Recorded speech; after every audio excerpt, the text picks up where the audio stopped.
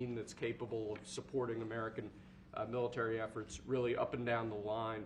Restoring maritime dominance has been a priority of this administration. This executive order, which was prepared primarily by your National Security Council staff and National Security Advisor Waltz, has a number of very significant policy steps, all aimed at restoring American maritime dominance and ensuring that we have the shipbuilding capacity and ability to compete globally, both militarily and in the civilian space as well. And that could be a good one for Michigan, too, because we're going to be spending a lot of money on shipbuilding. We're way, way, way behind. We used to build a ship a day, and now we don't do a ship a year practically, and we have the capacity to do it. So we'll talk to you about that. Okay, Matt? What do you think about that? That's a natural.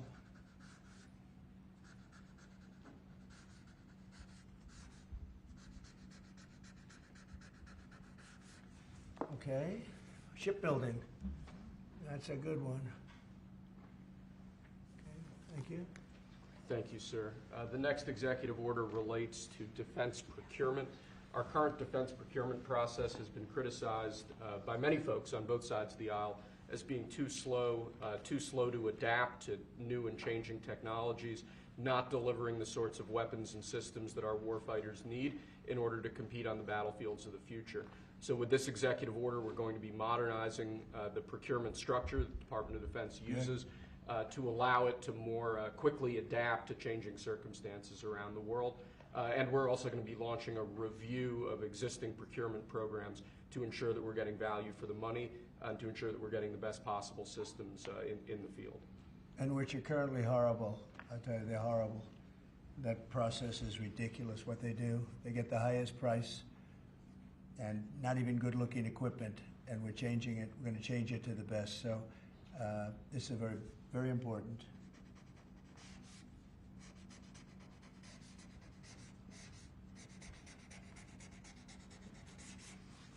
And I want to say hello to Brooke. Well, sir. Look at Brooke. She got the cost of eggs down 87%. 87%, Governor. We have somebody that's done a great job at Department of Agriculture, and Kristi Noem, who perhaps a few of you have heard of. She has done the most unbelievable job as somebody that's watching over our country at the border, and with Tom Homan and your whole staff of tremendous people. So thank you. Who would think that she is like meant for that job, huh? She's meant for it. So congrats! I just saw you there both. Thank you very much. Thank you. Okay. We'll do it later, please. Thank you, sir. Lastly, in the defense space, one persistent issue that we've had in terms of the issue of foreign defense sales, that we're unable to provide weapon systems in a reliable, effective way to key allies of ours, and a key driver of that is inefficiencies and inconsistencies with the process by which we approve foreign military sales. So this executive order is going to direct your Department of Defense, Department of State, other relevant departments and agencies to rework our system of foreign defense sales to ensure that we can provide equipment, creating American jobs and providing obviously revenue to American defense manufacturers, but provide key military equipment to our key allies in a reliable, effective way. Okay, that's good. All very important.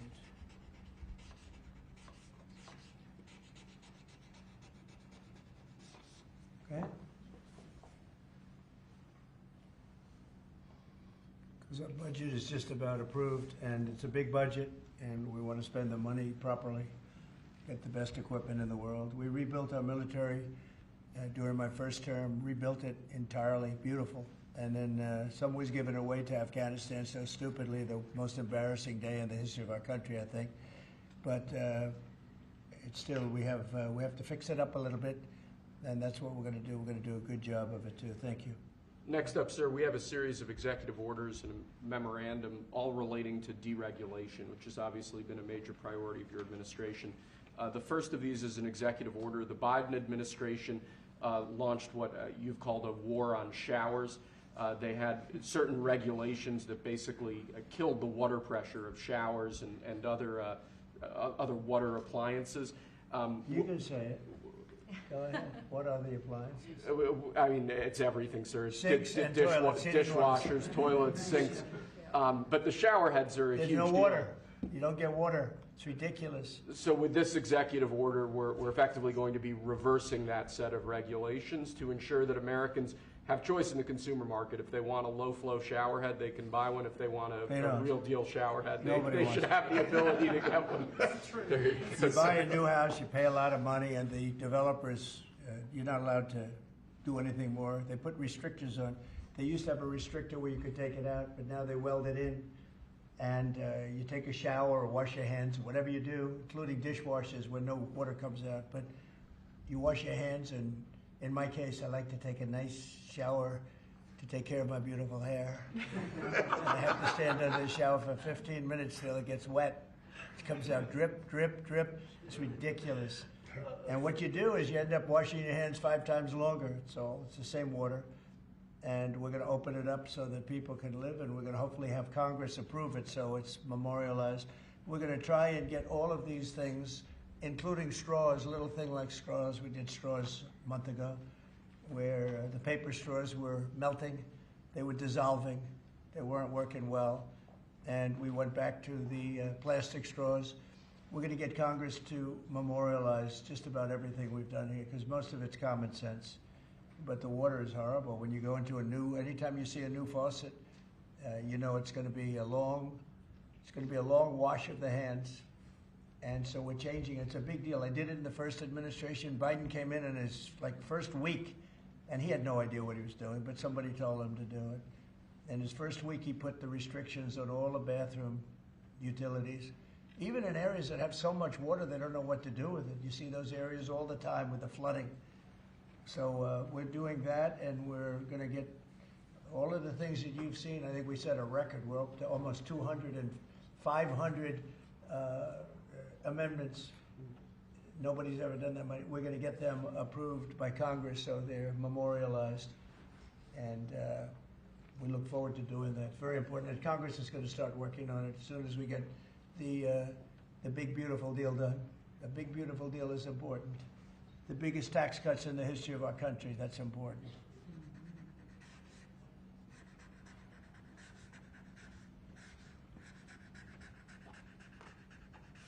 Okay.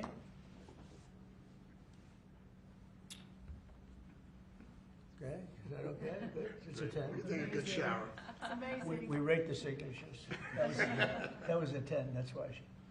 This is another executive order relating to deregulation, sir. There are a lot of regulations on the books that either promote monopoly directly or prevent new market entrants from entering into a given market. The net effect of that is very negative for consumers.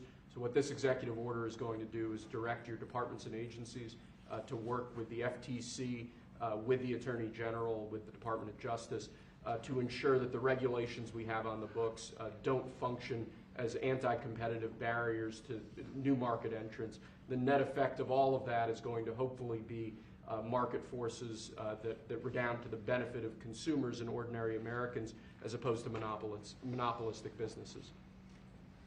I said yesterday, he was a great, great student at Harvard before it went bad. It's gone really bad. Now they're teaching their students mathematics, basic mathematics. Can you believe it? So what does that mean? They're allowing people in that can't add 2 and 2? What's going on at Harvard? I went to law school there, sir, and it was pretty liberal when I was there, but it's gone way off the deep end in recent years. I don't know if you read that. They're teaching them basic mathematics, people that got accepted to Harvard. How come they got accepted if they don't have mathematics? And we're holding back $8 billion. Can we believe? We give Harvard $8 billion. And we're holding back Columbia. We're holding back a lot of the schools because they were woke. And they've hurt a lot of people. Okay? Thank you. Thank you, sir. Okay.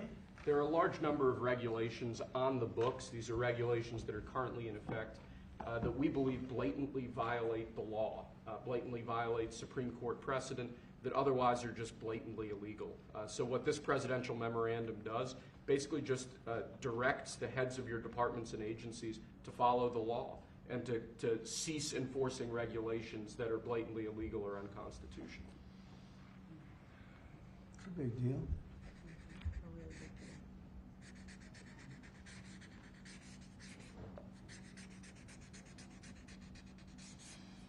It's really very important that we get these memorialized Yes, sir. in Congress. Very important for the long haul, right? Yes, sir. This is the last of our deregulatory EOs for the day. This is zero-based regulatory budgeting. The idea here is that over time, regulations accumulate on the books and in the Federal Register, and people aren't taking a close, detailed look at what's on the books and clearing them out as times change or as regulations become dated or ineffective. What this executive order is going to require is each of your departments and agencies to scrutinize on a continuing rolling basis all of the regulations they actually have on the books and sunset those that either no longer serve a purpose or the departments and agencies can't identify a specific reason for keeping them active. Okay.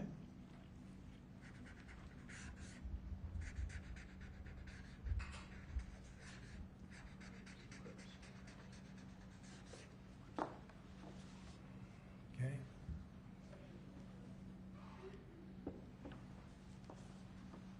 Thank you, sir. Sir, you've taken action against a number of law firms that have in one way or another been involved in the weaponization of government or actions of lawfare. One of those law firms is Sussman Godfrey, similar to what we've done previously with other law firms. This is an executive order that takes certain measures against Sussman Godfrey to ensure that they can't access government resources, government buildings, scrutinizing certain aspects of their practices as a law firm, given their previous activities.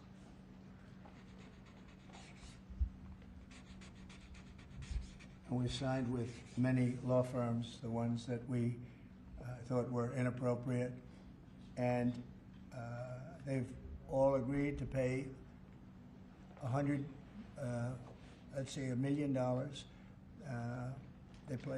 They went for some pretty big numbers. I guess we have a total. What do we have? What's the total about? What's the total right now, Steve? About, would you say? Getting close to probably 600-700 million now, I would think. We've multiple at 100 million, some at 125 million. So the numbers are adding up. We're going to be close to $1 billion soon. One at $40 million. Millions of dollars an hour. But they don't admit guilt. Remember that, they don't admit guilt. But, and we have another 5 to go, I think, 5 of them. And this one is we're just starting a process with this one. Yes, sir. Because there were some very bad things that happened with these law firms. And this firm was very involved in the election misconduct. Weren't they all involved in the election misconduct? I think they were all involved. Yes. Anyway, so they went from $40 million to $125 million, and most of them are at about $100 million. Right? All right.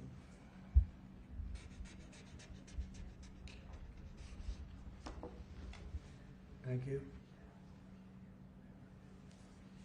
Thank you, sir. The next presidential memorandum we have for you relates to Miles Taylor. You may recall that Miles Taylor served in the Department of Homeland Security during your previous administration.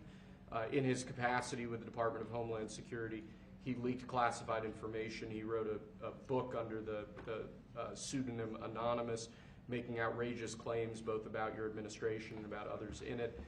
What this presidential memorandum is going to do, one, it's going to strip any active clearance that he has in light of his past activities involving classified information.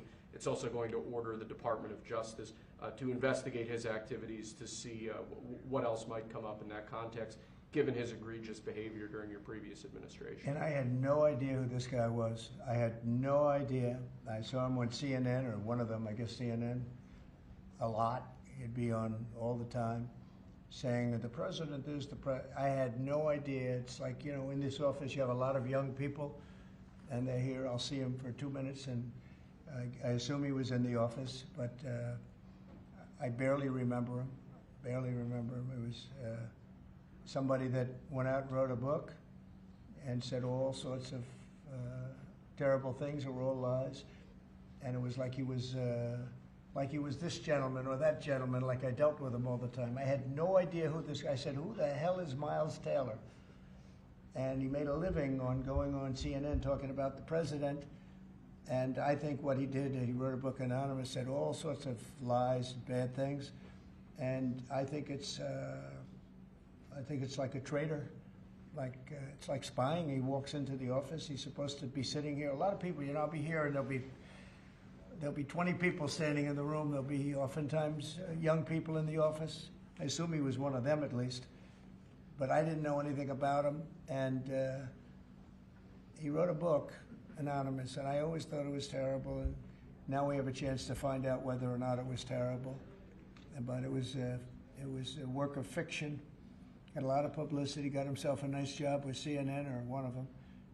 And I think we have to do something about it. You can't have that happen. If that happens to other presidents, it wouldn't be sustainable for other presidents. They seem to be able to sustain. But if that happened to other presidents, I mean, it's just unfair. And if it was a Democrat president, I'd say that's a terrible thing. A thing like that can happen. That's a terrible thing. And it's time to find out whether or not somebody can do that. Can they write a book about very confidential meetings, and because they happen to be one of a lot of people in a room, and they go out and write a book, and worse than that, call it anonymous, like it's a big deal, and everybody's saying, who is it, who is it, who is it? Then it was found out who he was a long time later, and he got a lot of publicity off that one. He's like a promoter. But we're going to find out whether or not somebody's allowed to do that. I think it's a very important case, and I think he's guilty of treason, if you want to know the truth. But we'll find out. And I assume we're recommending this to the Department of Justice. Yes, sir.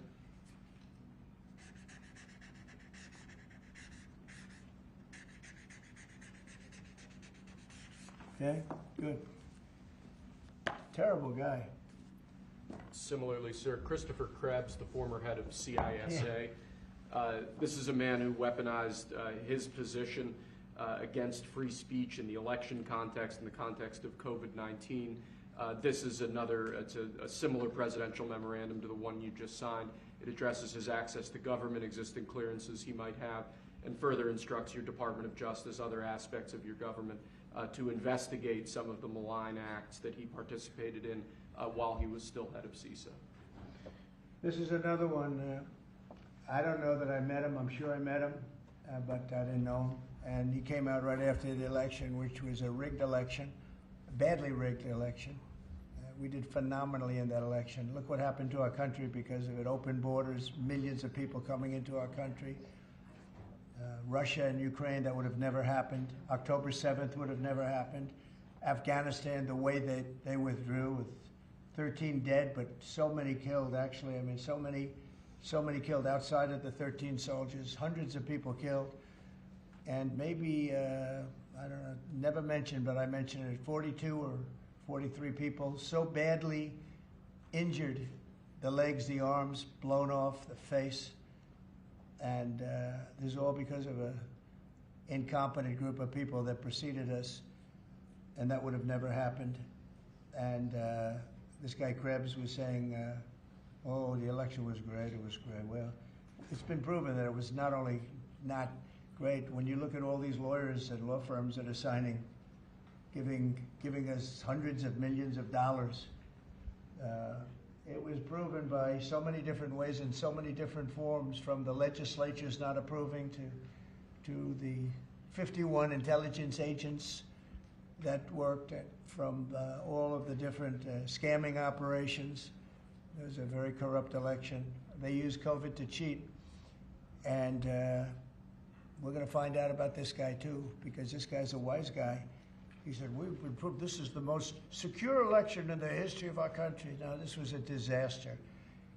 And frankly, we should go to paper ballots, same-day voting, voter ID, and one other thing, you should get a little certificate that says you're a citizen of our country. You get a citizen piece of paper that says you're a citizen before you can vote.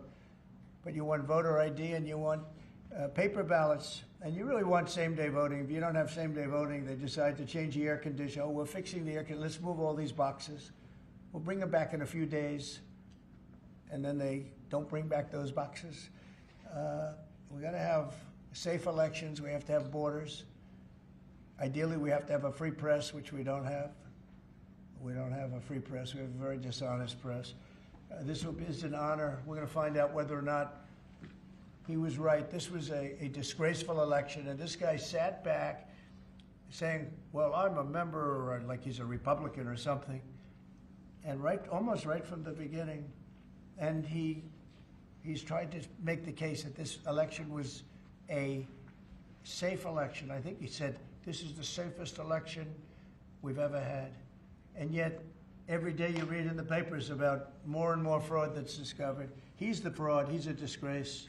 So we'll find out whether or not it was a safe election. And if it wasn't, he's got a big price to pay. And he's a bad guy. There's another one. I have no idea who he is. Krebs. I have no idea who he is. I'm sure he was in the room at some point, just like you're all in the room, but I have no idea who he was. So thank you very much. Those last two are very important, I think, for the country.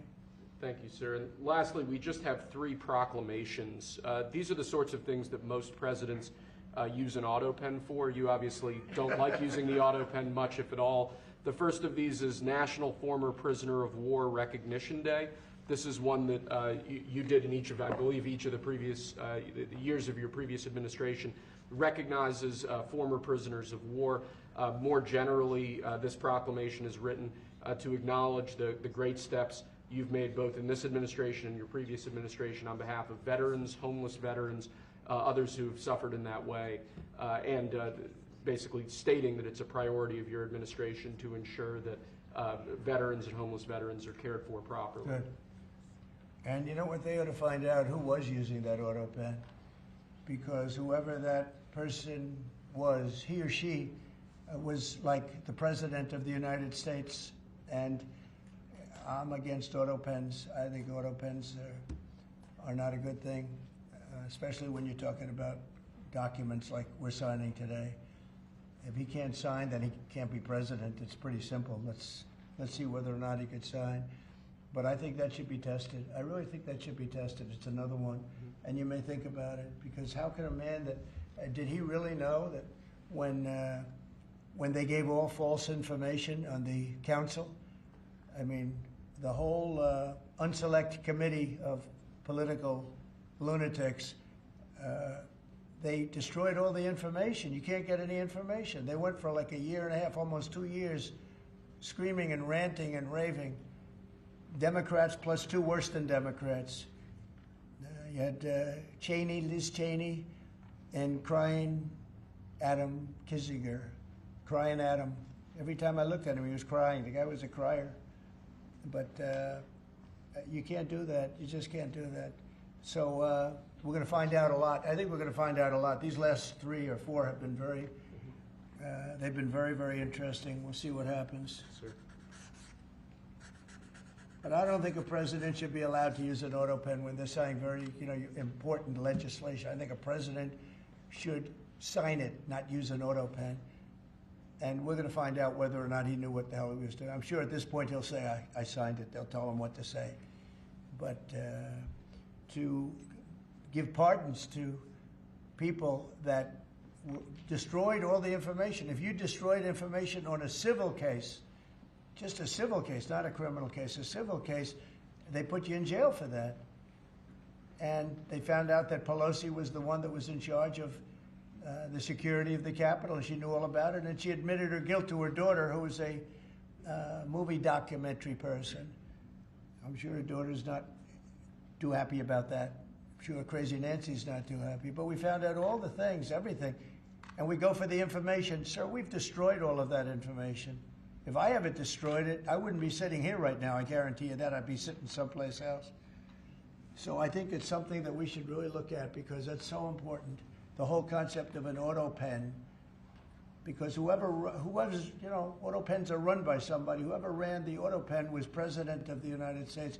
And I would be willing to bet that Biden didn't know, probably didn't know anything about any of it. Very dangerous, very dangerous. So you're going to check that out, right? Yes, Please? sir. We're working on it right now, sir. This is just another proclamation, sir, declaring National Crime Victims' Rights Week. You've obviously made it a major priority of your administration to track down and at times deport criminals who have committed violence on our streets, who have victimized so many people. This is an annual proclamation that hopefully gets Americans to remember that when crimes occur, there are real victims, there are real people who are affected, and there are people who suffer as a result. Okay, it's very important. Thank you. I just want to add, so we're working very hard with Democrats, the governor, with Matt Hall, with a lot of transportation, Sean, and all of the people trying to keep Selfridge Air Force Base open, strong, thriving, and I think we're going to be successful, Governor. I think we'll be very successful. That we've gotten some good feedback from Pete Hegseth and Department of Defense, and they're talking about F-16s, they're talking about F-35s, you know, et cetera. That we're going to. It's a great piece of property. It's a great location, and it's a great state. So I think we're going to come back with a very good answer. We're also working on a certain fish that's taken over a beautiful lake called Michigan, right? And that's a tough one. That's a tough one. It's very. Do you want to just talk about that? Sure, Mr. President. Yeah. First of all, I want to thank you for caring so much about Michigan. We've been working a long time. We couldn't get Joe Biden to do anything about either one of these issues, particularly Selfridge Air Force Base. It'll be critical to Michigan's economy and our security when you're able to deliver us another mission there. But on the Asian carp, you know, for years, when Obama was there, we could never get anyone to do anything about this invasive species that's going to destroy our Great Lakes. You know how important recreational fishing and so much of that is to our state. Because of your work, we're hopeful that we'll get a solution there and we'll get that barrier built so we can protect our Great Lakes. So thank you, Mr. President. And they're very powerful fish. I mean, I see them, they jump out of the water, they jump at the fishermen. I mean, I've never seen anything like it. And has this gotten into any of the other lakes yet? Because you would think it would be pretty easy because they're all sort of connected. Governor? It's why we're working so hard to make sure that, you know, we work with the Army Corps and erect a barrier so that the Asian carp can't get into Lake Michigan. It'll devastate the ecosystem, the economy, tourism, and it's 20% of the world's fresh water is in the Great Lakes, Mr. President, which is why it's so important that as a nation we protect the pristine waters. Yep. And, you know, all of a sudden, I assume the lakes are all interconnected, right? Yeah. So at some point they're going to be in the other lakes. And so we're going to work hard on that. I spoke with the Army Corps of Engineers, and they have a method. It's a pretty gruesome method, but it's a method. And I think they know what to do. So we're going to work on that very hard. And thank you, Governor, very much. Sort of a bipartisan thing when you get right down to it. Yep. It's a very expensive thing, actually. It costs a lot. I looked at the numbers. I said, well, but we have to save Lake Michigan because these fish, they eat everything in the way, including the other fish. They eat everything. Are people endangered by the fish? I think I mean, they're going to eat all the fish there. We won't be able to fish anymore, and that's a big deal in Lake Michigan. There's a lot of fishing, recreation, so it's going to be a problem there. But you're right, it's bipartisan, sir, but you're the one taking action on these issues. We couldn't get Biden to do it on Selfridge. This thing has been delayed for, 15 years where we were trying to do it. It started under Obama where we were trying to do it. He wouldn't do anything about it. So we appreciate you paying so much attention to this and taking action, Well, sir. I would. And the governor, in all fairness, called me about it. I had seen it, and she called me, and John James called me. And, we spoke with your office, and it's, you know, I want to put that down. Really is bipartisan. It's great to see it, actually. It's great to see that. And that includes Selfridge, too. Mm-hmm.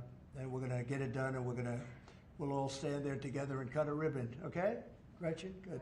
That's good. Thank you very much. It's, I'm glad you brought it up, and I'm glad you brought it up, Matt. Appreciate it. And I know you two get along pretty well, right? Yeah. About 70% of the time, which is pretty good. I think you do. All right, good. We'll have something to celebrate pretty soon. So pretty sure about that. Okay. Thank you. Thank you, Gretchen, very much.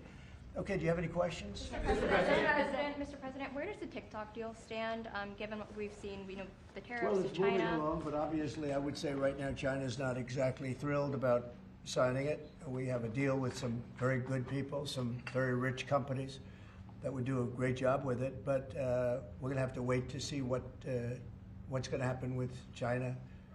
So, Mr. President, still on the table. no, it's on the table very much. I think China's going to want to do it, actually. President, You said more of what you believe is the end game with China. Are you waiting for President Xi to blink? How do you think this is all going to be resolved? Look, for years we've been ripped off and taken advantage of by China and others, in all fairness, but by China, that's the big one. And it's just one of those things. You know, we're making $2 billion a day right now, this country. $2 billion a day with tariffs. And they were making $2 billion a day. We'll be making more. Now when you see what happened today, I don't know if it's still there. You know, I looked an hour ago, but we were up like close to 3,000 points. Nobody's ever seen a day like that. I think that's a record, isn't it, fellas? Definitely. Is that a record? It's a big Who would have day. thought we were going to have a record like that after watching? But because the geniuses of the world, they get it. Our country is very strong. We were left a very, very weakened country, both economically, financially, because of all of the tariffs and all of the other companies just raiding us and ripping us off. And also at the border where 21 million people were allowed to come in. Many of those people were criminals. And but the people that do this for a living, and some of them are very smart and some of them aren't smart at all. But these guys are very smart, and my group is very smart. My whole group is smart. And you've done so amazing on the border. I read the other day that there were 9 people and hundreds of thousands 2 years ago with Biden, and we had 9. We had it down to 9, and they were all let in for medical reasons. They were in bad shape. We let them in for medical reasons, not even for anything else. So you've been amazing. But that's a big thing. I think it's one of the greatest problems that I've never seen anything like it. Open borders, the whole world was emptied out. Prisons from all over the world, from the Congo in Africa, from Africa to Asia, a lot in South America, but it wasn't just South America. Prisons emptied out. And I said it outside with the drivers before, but El Salvador has been amazing, a job that the president's done. He's coming to see me next week, and we look forward to that. But that's really been amazing. Yes? Mr. President, the EU also announced increases in tariffs today. Why Oh, not that's treat? bad timing for them. That's bad timing. Why not? They treat said them- They didn't put them in. No, they threatened Oh, them, I but they think- picked a later date, which our expectation is it's going to be later still. Okay, I'm glad that they held back. Mr. President, you were watching the market. If this was the strategy all along to bring them to the table, why did you instruct or advise, or maybe they did it on their own, some of your top aides to say this is not a negotiation, to hold the line, that they were going to hold the line, that you were not going to change Well, your a lot mind? of times it's not a negotiation until it is, and that happens. And, you know, I said outside that you have to have flexibility to do it right, and that's what we have. We brought everybody to the table, and it may not be a negotiation. It may not last. I mean, you know, things may be asked that I think are not fair to us. Look, we've been ripped off by essentially everybody for 35 years. This is not just a new thing. And Roger Penske just left. He's a great gentleman, great man, actually. And he said no other president would have had the guts to do this. And I believe that's right. They wouldn't have done it. They should have done this a long time ago. A long time ago they should have done it. I started it with China. I took in hundreds of billions of dollars in tariffs and taxes from China in my first term. And we had the greatest economy. We were up 88% on the stock market. That was the greatest ever in the history of our country. But it had to be done. It's something that had to be done. Mr. President, thank you so much. Which countries will be negotiating first? Do you have any criteria? Because, for example, Brazil and the UK, they do not have deficits with the US. They have a surplus. They do not have a surplus. They have deficits with the US. So what is the criteria? And also, would you consider talking or meeting with Xi Jinping? No, sure. He's a friend of mine. I like him. President Xi, I like him. I respect him. but they haven't treated our country right. Sure, I'd meet with him. On the other countries, we have Japan is here, and South Korea is here, and others are here, and we're trying to see them. It's, from what I hear, it's much more than 75. I said 75 plus. So many. It's everybody wants to make a deal, actually, and you know we want to do what's right for our country. We also want to do what's right for the world. The world is important. I mean, it's the world, right? And I think we're going to make a lot of people very happy. And I think investing in the United States of America will be the greatest investment that anybody's ever made. Mr. President, we should expect to see the sectoral tariffs, so the pharmaceuticals, steel. Is that something you're still considering moving forward Yeah, with? well, I will be because we want them coming back. You know, we realized during COVID that we don't make our drugs and our pharmaceuticals in this country. So I realized that, and it was a big realization. We had to go to China to get drugs. We had to go to other places. I won't even mention the names, but we had to go to other places. We don't make it, and that's because we let them leave. And now if they want to come back, we're going to put tariffs on the pharmaceutical companies, and they're going to all want to come back. They're going to come back. I'm not going to pay them any money like Biden with the chip deal. That chip deal was horrible. They give billions and billions of dollars to chip companies. All they have is money. They have so much money. And they give billions of dollars, and they're just going to keep the money. They're not going to spend it. And the only thing that's going to bring them back is you say, we have a barrier. You have to pay 50% or 100% or 200%. And if they have to pay that, they're going to say, we're not going to pay that. We're going to build here. And that's what happened. We're the biggest, most prestigious chip company in the world, spending $200 to $300 billion. Think of that, $1 billion to build essentially one massive plant. It'll be one of the largest plants in the world, and we're going to get them very quickly. We're going to get them energy. We're going to get them the electricity they need and the energy that they need, and it'll be approved by Lee Zeldin, a total professional, and it'll be approved very quickly. And they'll get their zoning very quickly. They'll have everything done in a matter of months. Thank you, sir. You've procured a record amount of private sector investments since your election, $7 trillion. You talked about the importance of all that. Can you talk about how these investments will have a positive impact on families who felt like the previous economy left them behind, and why your executive orders on coal yesterday is so important given the amount of manufacturing that you're ushering back in? Good, thank you. And which is correct. We have, I would say, more than $7 trillion now, right, of investment coming in. Apple is coming in for $500 billion alone. We have other companies coming in with massive numbers. We have car companies that are coming in. No, we've never seen anything like it. Maybe in the 1940s or 50s or something, but we've never seen anything like it. They had 3 plants canceled in Mexico. Not that we want to hurt Mexico, but we're for us. And that's what my job is. It's not to take care of other countries, but I want to help other countries as much as I can, but we have to take care of America first, and it's about America first. So we have many, many companies coming in that would have never come in if we didn't win the election and then put the tariffs on. And they're coming in because when they build in the United States, there are no tariffs. You don't have to pay any tariffs. So instead of paying 30, 40, 50% or 25%, but it could go a lot higher in some of the industries. So we have steel mills right now that are raging.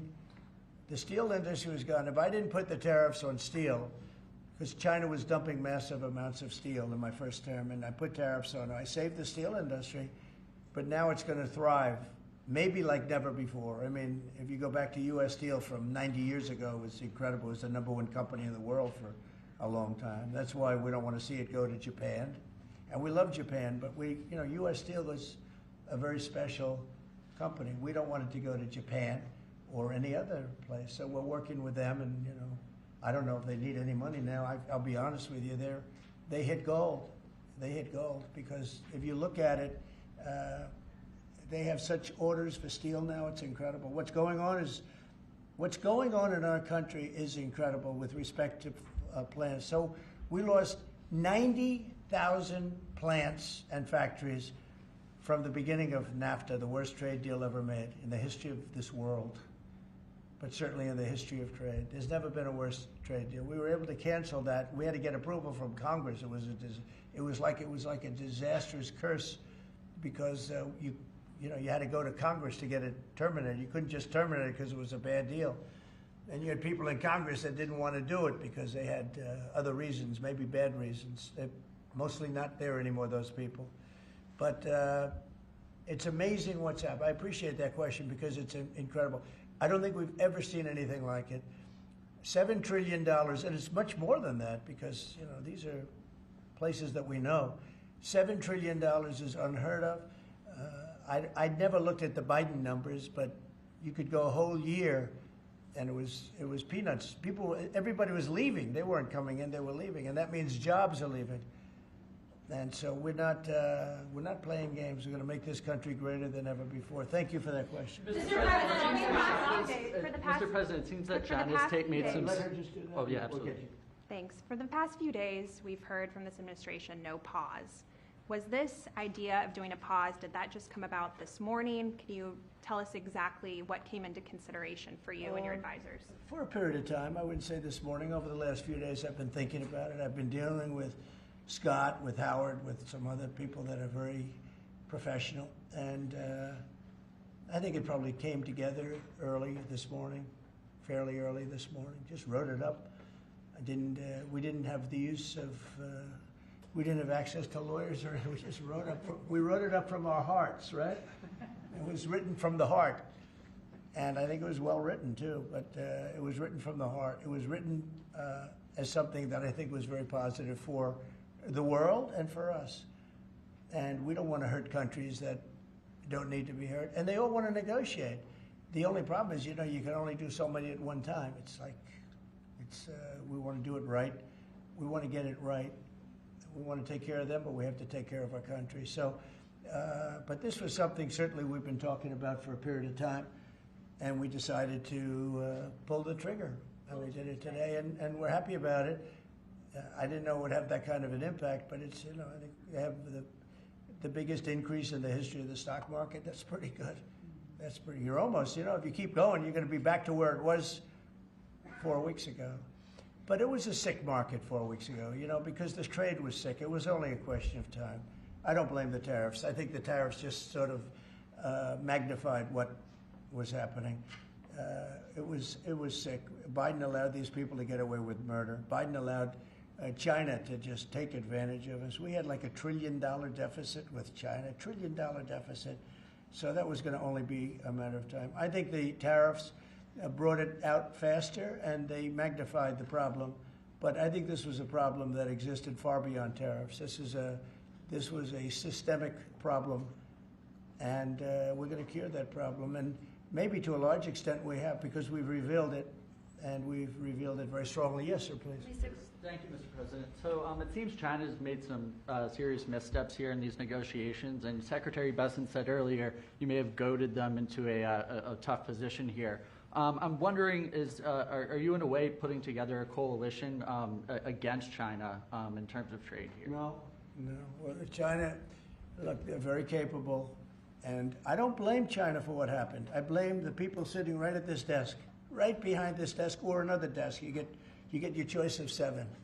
I happen to pick the Resolute. But I blame the people sitting behind in this chair, behind this desk, for being stupid, incompetent, or not having courage. This should have been done years ago. This should have been done before Obama, in all fairness. Not only Biden, Obama. It should have been done many years ago. This started with the World Trade Organization, which was owned by China. It was owned and paid for by China. They didn't even have to do things. They considered them a nation that was undeveloped.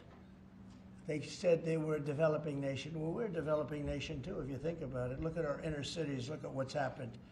I think we're starting from ground zero there, right? So we're a developing nation too. No, I don't. I know it's a lot of people take heat for saying that, but I blame the people sitting at this desk more than I blame China. If China can get away with what they got away with taking hundreds of billions and trillions of dollars right out of our pocket because our people here were stupid, they were stupid people. maybe corrupt. I don't know. I don't know how you could be that stupid. How do you get to be president and you're stupid? But they certainly weren't courageous, and they allowed this to happen. And with Japan and with many other countries that took advantage of us. I mean, we had deficits with almost every country. I used to read these things. First term, I'd read them. I'd actually read the agreements. I'd say, how could anybody agree to this stuff? So certainly they were rough, and they were tough, and they were smart. And you can blame them, but I really blame the people that allowed them to do it, because you know, if you could read first grade and you could read these agreements, you'd say, these are terrible deals. I actually used to say, who would allow deals like this to be made for our country? And maybe it's people that didn't care. Maybe it's people that weren't courageous. Maybe it's people that were corrupt. I don't know. But I blame those people more than I blame anybody else. Mr. President, you've been very specific in saying that you would like the EU to purchase U.S. energy. Is there something specific that you would like China to do? Well, you'll be hearing about that. Yeah, there are a lot of things I'd like China to do. Are there some examples? There are a lot of things that I want China to do, and I'll be telling China what that is. Not you, but I'll be telling China. Mr. President, Iran, you said the other day that if they do not agree to a potential nuclear deal, that it would be very dangerous for them. What specifically Well, they did you can't mean? have a nuclear weapon. Did you mean military action, though, if they don't agree? Oh, if necessary? Absolutely, yeah.